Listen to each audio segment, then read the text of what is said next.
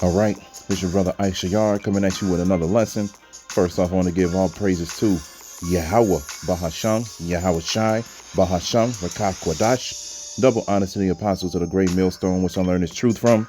Honors to the elders and brothers out there pushing this word through the four corners of the earth with their truth and sincerity. And shalom to the aquas that's listening and learning. Today's video is going to be entitled "The Most High is Completely Balanced." Now I got inspired to do this lesson because I was scrolling through my notes and everything, looking for something to speak about, and I came across this.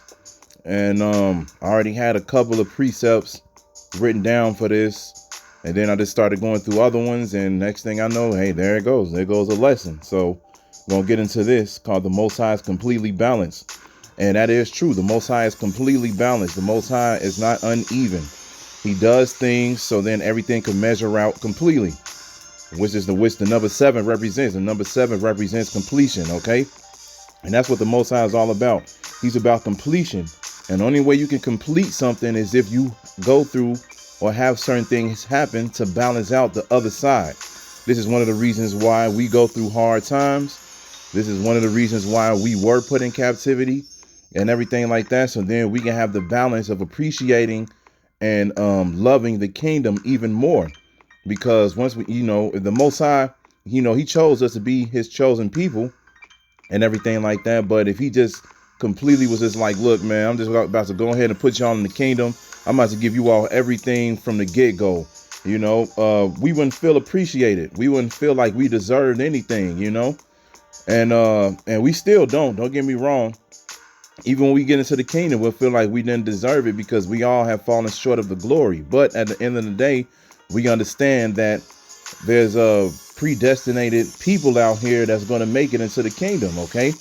And one of the things that the elect are going to go through, they're going to go through some hard times in order for them to receive that glory and that honor, man, okay? So let's go ahead and jump right into it. Let's go ahead and go to Jeremiah 32 and 42. This is Jeremiah chapter 32 and 42. And it says, "For thus saith the Lord, like as I have brought all this great evil upon this people, so will I bring upon them all the good that I have promised." Okay? The Lord brings evil upon us for a reason, man. Of course, he brings evil upon us because we sin. We go against the commandments, statutes, and laws. And this is one of the reasons why he put us in captivity. He's punishing us for what we did against him. But at the end of the day, like I said, he is a man of balance. He is going to make sure that he still gives us the promise, because he made an oath with Abraham, Isaac, and Jacob. Okay, he said that he was going to give their seed the promises, okay, which is the kingdom, the law written in our inward parts, everything on the earth, everything outside the earth, the new bodies, so forth and so on, man. He was going to give us all of that. But before he gave us all of that, he was going to make sure we went through certain things. That's why I remember Apostle Gabar speaking about it. He was like, look, man, I believe they said Arayamlab used to teach that or say that. He used to be like, look, in order for us to appreciate the kingdom, we have to go through hard times. And, when you really think about it, you do appreciate, when you get into a better position, you do appreciate it more if you came from something, well, if you came from nothing. Just like, the majority of us grew up in the hood and everything like that. We had nothing. We grew up in places with roaches and mice, and we barely had food. And you know how it is growing up in the hood, man. And then as soon as you come up, you get some money or whatever, you move out of the hood, and then you feel good about yourself. Why? Because one of the reasons why is because you had to work to get into that position in the first place. And that's exactly what we're doing right now within the spirit. We're working so we can be the first fruits of the kingdom, man. Okay? So we have to make sure we were doing what we're supposed to do for the Lord in order for us to receive those promises. So we have to go through great evil in order for us to receive the great good. All right? Let's go to Proverbs 11 and 1. This is Proverbs chapter 11, verse 1. It says, "A false balance is abomination to the Lord, but a just weight is his delight." So there it is. Anything that doesn't have a good balance, anything that's not balanced at all, the Most High said that's an abomination. Okay, so when people be like, yeah, for instance, people that's rich and they have money and everything, and they grew up in these good neighborhoods and everything like that, man. They don't know what it's like to go through hardship. They don't know what it's like to work. So that's an abomination. Why? Because now they grow up to be bougie. They grow up to be big-headed. They grow up to feel like they're better than everybody and so forth and so on, man. And they are really one of the most hated people on the earth. And we're not trying to be like that, man. We're trying to show people what you're supposed to do and what it's like to actually appreciate the blessings that the Most High can give you. Okay? So at the end of the day, it says a false balance is abomination to the Lord, but a just weight is his delight. So the Most High is going to make sure, things are going to be in its proper order. All right. Just like when you look up at the stars and everything in the heavens and everything, none of them move out of line. Everything is in order. He's going to make sure everything is in order in the kingdom of heaven. But before all of those good things come, before those great times come, we have to witness this great destruction. OK, so this great destruction is going to help us appreciate that great and everlasting kingdom. So now let's get to Genesis 3:22. It is Genesis chapter 3, verse 22. And it says, the Lord power said, behold, the man is become as one of us to know good and evil. And now lest he put forth his hand and take also of the tree of life and eat and live forever. Therefore the Lord power sent him forth from the Garden of Eden to till the ground from whence he was taken. So he drove out the man, and he placed at the east of the Garden of Eden cherubims and a flaming sword was turned every way to keep the way of the tree of life. So now you got to ask yourself, why did the Most High keep Adam and Eve away from the tree of life? The tree of life is supposed to represent complete righteousness, right? So everybody that's in this world, that's a Christian or a Buddhist, a Catholic, or whatever the case may be, Jehovah's Witness or whatever, everybody that grew up in this world grew up to believe that the Most High is completely good, But the Most High said right here, hey, they have grown to know good and evil like us. And he said, lest he put forth his hand and take also of the tree of life and eat and live forever. And then it says he drove that man out of that way. Okay, he's saying he made sure that the angels kept him away from the tree of life. Why did he do that? Because he wanted us to receive good and evil. He wanted us to know good and evil. This is what's going to make us great priests and kings in the kingdom of heaven. Because you got to remember, the law will be written in our inward parts, but just for the simple fact that we have experience, of evil. We're experiencing evil right now. A lot of us have done evil. Okay. Because when we were in the world, we were doing things that were evil and everything like that. Right. But now that we're in this truth, we're trying to stay away from it. But we're still experiencing the evil that other people do, especially Esau, because he is Satan on the left hand side in the flesh. OK, so we're experiencing this evil, for a reason. He wanted us to be perfect kings and priests, so then we could be the best and perfect judges in the kingdom. Because you got to remember, we're still going to be judging the heathen nations. The other heathen nations, they're not going to be like us. They're not going to have the law written in their inward parts, or they're not going to have new bodies. They're just going to be regular human beings like they are now. We're the only ones that's going to be gods. We're going to be gods, real gods, man. We're not going to be human. So when the heathen nations go off, we're going to know exactly what to do. Why? Because the Most High taught us evil. That's the balance, man. See, a just weight. He didn't want us to receive the tree of life yet. He didn't want us to just to be completely righteous yet. He wanted us to experience this evil on purpose. Okay, so this is why we say there's no such thing as free will. He wanted everybody to go through whatever they needed to go through. So, and we're seeing that, and we're appreciating that, and we love that, man, because this is bettering us as a person. It's helping us grow as a man and as a woman. All right.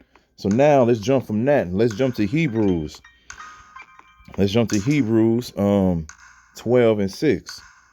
This is Hebrews chapter 12, verse 6. It says, for whom the Lord loveth, he chasteneth, and scourgeth every son whom he receiveth. If you endure chastening, the Most High dealeth with you as with sons. For what son is he whom the Father chasteneth not? But if you be without chastisement, whereof are all partakers, then are ye bastards and not sons. Okay, and you got to remember, we are sons of the living power. We are sons of the living God. Hosea 1:10. Okay, we are, sons for the Most High. And the only way we can be sons for the Most High is if we go through certain things. He chasteneth whom he loves. So when you come into this truth, yes, it's a beautiful thing that you understand who you are, that you are an Israelite, speaking to you Negroes, Latinos, and Native Americans. You understand that, and you understand the promises that you're getting ready to receive, and you understand that the Lord is coming back, and the chariots, the so-called UFOs, are about to expose themselves, so forth and so on. Yeah, those are beautiful things. But at the end of the day, the Most High is not going to make this an easy ride. You got to remember, just like it says in Ecclesiasticus, I believe the 2nd chapter, it says, prepare yourself for temptation when you come to serve the Lord. Okay, the Most High is going to put you in situations that you're not going to like from time to time. He's not going to keep doing it over and over and over and over again to the point where you break down, because just like we just read, that's not a good balance. But he is going to have certain things happen to you to see what you would do if you really believe in him or not. Okay, he's going to be like, okay, let's have this happen to him. And then after that, as soon as he get out of that, next thing you know, he'll bless you for a while. Okay, and then what happens when when he does that to you? You're starting to grow and you're starting to become sons of the living power. You're starting to realize how to be a just man, just like he is. It says, verse 9, it says, furthermore, we have had fathers of our flesh, which corrected us, and we gave them reverence. Shall we not much rather be in subjection unto the Father of spirits and live? For they verily for a few days chasteneth us after their own pleasure, but he for our profit, that we might be partakers of his holiness. See? Partakers of his holiness. How can we be partakers of his holiness? By going through this chastisement, going through the evil things, going through the hardship, going through the things that's tough. Okay? That's the only way you can be part of holiness. When you're part of the holiness, everything is perfect. Everything is great. Everything is set in order. Everything is easy for you. Okay? The Most High is going to make sure you go through the hard things, and he's going to make sure so you can receive the easy things. Okay? Everything is with a balance, man. So you got to appreciate the times when you're going through hard times, because this is a way for you to show your faith too. When you go through hard times, you be like, okay, damn, man, why is this happening to me? But you got to remember, there's a power out there that's allowing this to happen. Okay? And all you got to do, pray to Yahweh, show me how a shot. Pray to the Most High to help you get through those times and to help you get out of those times. And then the next thing you know, those times will be over. And then next thing you know, you might go to work the next day. You might get a bonus. You might find some money on the ground. You might go out and a random woman that look fine as hell might give you some that day or something. You don't know. At the end of the day, it is what it is. The Most High is gonna make sure that he balances out whatever it is that you need. So then that way you can become the perfect sons of the living power, man. All right. So now let's go to Job. Let's go to Job chapter 2, verse 9. And it says, then said his wife unto him, dost thou still retain thine integrity? Curse the Most High and die. Because, they were, Job was getting hit with all kind of plagues and everything like that. Family and friends dying. He was losing his cattle and everything like that. And he was, the Most High was putting it on him by the ways of Satan. Okay. But at the end of the day, this is what Job said. He said, but he said unto her, thou speakest as one of the foolish women speaketh. What? Shall we receive good at the hand of the Most High? And shall we not receive evil? And all this did not Job sin with his lips. See? Read that again. It says, but he said unto her, thou speakest as one of the foolish women speaketh. What? Shall we receive good at the hand of the Most High? And shall we not receive evil? And all this did not Job sin with his lips. Okay? So Job knew what it was. He like, look, we received all this good. We have all the cattle. And that's another thing. Cattle, man, that's real riches. When you able to say that you own like 500 cows, 700 sheep, 300 goats, and 1,000 chickens, and you have a house, you have land, you have gold and silver. That's real riches right there, man. That's real riches. Not what this world presents or tells you what riches is, Don't get me wrong. You go to a neighborhood, you see a mansion, and they got all the cars and everything like that. And you be like, oh, okay, that's cool. But real riches, man, real riches could include that cattle, man. Because you got to remember, if you so rich to the point where you can feed yourself without going to the grocery stores, you able to grow all of your fruits, grow all of your vegetables, and have the meat. have the meat too. Not no meat wrapped up in packages of plastic and or whatever the case may be. No, you literally walk outside. You have a whole farm, man, and it's all yours. That's true riches, man. This is what we getting ready to receive in the kingdom. But getting back to this, it says, we supposed to receive good and evil. Job understood this. Job was like, look, he gave us all of these things. Hey, he can take it all away. That's one of the things that you hear from your parents. Hey, even our parents, use this in a different type of term, but they be like, hey, I brought you in this world and I could take you out, it's different, but it's kind of similar. But at the end of the day, the Most High, he's the same way. He like, look, I blessed you with all of this and I could take all of this away from you. Okay. And he does that for a reason. He makes sure that you keep your integrity, just like Job did. That's why his wife said that. He was like, man, you still gonna retain your integrity after the Most High did all of this? He was like, man, curse. She was like, man, curse the Most High. Job was like, man, you speaking like one of them foolish women. He was He was like, man, you speak as one of them women who don't believe in the Most High. Okay. It's like, look, man, no, we supposed to receive good and evil. So yes, I'm gonna keep my integrity. I'm not finna curse the Most High just because I lost things. Hey, at the end of the day, hey, if certain things happen to you, you still praise the Most High, no matter what. That's how you can tell if you really believe and have faith in the Most High or not, man. A lot of people just want to go out here and they always praise God and Jesus whenever good things happen to them. When bad things happen to them, they don't keep their integrity, man. That's why a lot of people sell out. Whenever they, realize they have an opportunity to come up and they may have to do something that go against their morals or so forth or so on, they do it. They do it, man. They sell themselves short, man, because why? They don't believe in the Most High. They don't believe in bringing themselves back up the right way, man. So at the end of the day, we supposed to maintain our integrity so then we can show the Most High that we truly believe in him and we love him by keeping his commandments, statutes, and laws and keeping the faith. All right. So let's get one last scripture that we're going to close it out. Let's get 2 Timothy 2 and 3. And it says, thou therefore endure hardness as a good soldier of Yahushua Hamashiach. No man that warreth entangleth himself with the affairs of this life, that he may please him who hath chosen him to be a soldier. Okay. It says, no man that warreth entangleth himself with the affairs of this life, that he may please him who hath chosen him to be a soldier. And if a man also strive for masteries, yet is he not crowned except he strive lawfully. So at the end of the day, we follow the laws to our best abilities, but we understand the only thing that's going to get us out of here is our faith. Okay. But we do show our faith by doing the work.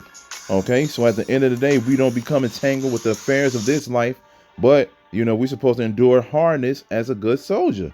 So when hard times come and, you in this truth or whatever, don't be surprised. Just be like, okay, look, it is what it is. It sucks. I know I don't want to go through it, but I'm going to endure it as a good soldier. I'm going to go through these times, get through it. And then the next thing you know, a week later, month later, whatever the case may be, how long the Most High wants you to go through that is going to be over with. Next thing you know, he's going to bless you again, man. Because you showed him that you still kept your integrity and you showed him that you still believe in him and you don't want to disappoint him. And that's the point, man. All right. So I hope this is edifying. So with that, I'm going to say, call Halayim, Yahweh, Bahasham, Yahweh Shai, Bahasham, Rachaa Quadash. Double honors to the apostles of the great millstone, which I learned this truth from.